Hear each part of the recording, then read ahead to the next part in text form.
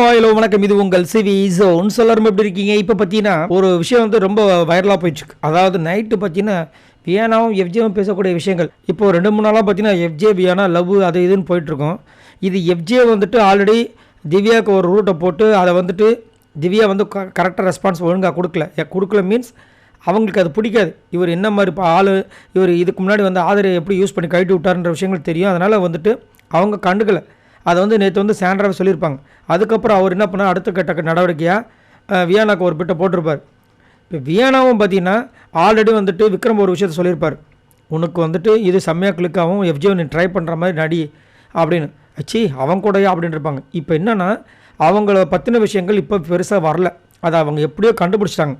So இப்போ என்ன பண்ணுறாங்க அப்படின்னா இவங்க ஒரு பிளானை போடுறாங்களா இல்லை எஃப்ஜே வந்து ஒரு பிளானை போடுறாருன்னு தெரியல. ஆனால் 2 பேரும் ஏதோ ஒரு சம்திங் பண்ணுறாங்க.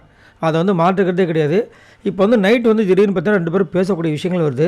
அதில் வந்து எஃப்ஜே வந்துட்டு அவருடைய விஷயங்களை ஷேர் பண்ண என்ன மாதிரி எனக்கு வந்து பொண்ணுங்க ஃப்ரெண்ட்ஸ் எக்கச்சக்கமாக இருக்குது நான் அப்படின்போது நானும் வந்துட்டு உங்ககிட்ட பேசுனதில்லை பெருசாக, உனக்கு தோணுச்சுன்னா என்கிட்ட வந்து பேசுன்றாரு. இல்லை நான் முதல்ல வந்து பேசாமல் தான் இருந்தேன், அப்புறமா பேசணும்னு தோணும். ஆனால் இங்கே இருக்கிறவங்களாம் நான் பேசினா ஃப்ரெண்டுன்னு மாதிரி நினைக்க மாட்டாங்க, அதனால தான் பேசாமல் இருந்தேன். பட் இப்போ எப்படி வேணாலும் நினச்சிட்டு போட்டோன்னு நான் வந்து பேசுகிறேன்றாங்க.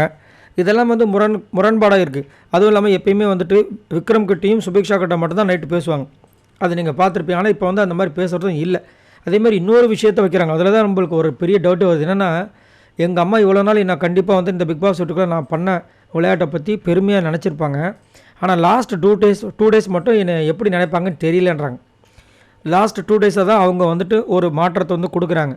ஸோ இது வந்து உண்மையிலேயே வந்துட்டு அவங்க வந்து ஒரு பிளான் பண்ணி பண்ணுறாங்களோ, ஒருத்தர் வந்து மாற்றி ஏமாற்றிக்கிறாங்களோன்ற மாதிரி இருக்குது. உன்னால் நான் கேட்டேன், என்னால் நீ கேட்ட அப்படின்னு. ஆனால் இது வந்து தேவையில்லாதது. வியானாக்குன்ட்டு ஒரு பேர் ஒன்று இருக்குது, அதை இவங்களே கெடுத்துக்கிட்டு வராங்க. ஏன்னா முன்னாடி பார்த்தீங்கன்னா ஒரு சில இடங்களில் சூப்பராக பேசி வியானாக்கு வந்து நல்ல ஒரு அப்ரிஷியேஷன்லாம் இது வரைக்கும் வந்திருக்கு. ஆனால் தேவையில்லாமல் வந்துட்டு அதாவது லவ் ட்ராக்ன்றது தப்பு கிடையாது. பிக் பாஸ் சீசன்ஸில் ஒன்று ஹிட் ஆகிருக்குது. ஆனால் அந்த ஆள் சூஸ் பண்ணுற பர்சன் தான் மேட்ரு. ஆல்ரெடி இவர் மேலே அவ்வளோ பெரிய கெட்ட விஷயங்கள் வந்துருச்சு. ஆதரை வெளியே வந்து கழுவி ஊற்றிட்டு இருக்காங்க எஃப்ஜேவை பற்றி.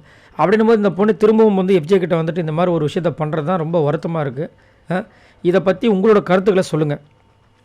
அதிலும் பார்த்தீங்கன்னா ரொம்ப அப்படியே புகழ்ந்து பேசுகிறாங்க. முன்னாடிலாம் வந்து எஃப்ஜே பண்ணுறது இரிட்டேட்டாக இருக்குது அது இதுன்னு பேசுகிறாங்க. இப்போ வந்துட்டு நேற்று நைட்டு நீ கமருதீன் சண்டை போட்டப்போ கூட சூப்பராக வந்து ஹேண்டில் பண்ணுறாங்க. அதிலே பச்சையாக தெரியுது இவங்க பண்ணுறது வந்து ஃபுல்லாக நடிப்பு ஃபேக்குன்ற மாதிரி.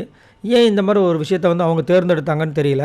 இது வந்து எஃப்ஜேக்கும் வந்து ஈஸி ஆகிடுச்சு. நம்ம அதை வந்து ட்ரை பண்ண நினச்சா கடைசியில் நம்ம விழுதுகிறது, அதாவது பழமழை பாலில் விழுந்ததுன்ற மாதிரி இருக்குதுன்ற மாதிரி அவரும் வந்துட்டு நினச்சிருப்பாப்புல. உங்களோட கருத்துக்களை சொல்லுங்கள். இந்த மாதிரி இவங்க வந்துட்டு ஒரு லவ் ட்ராக் ஆரம்பித்து தான் வந்து வியானா வந்துட்டு பெருசாக வர முடியுமா?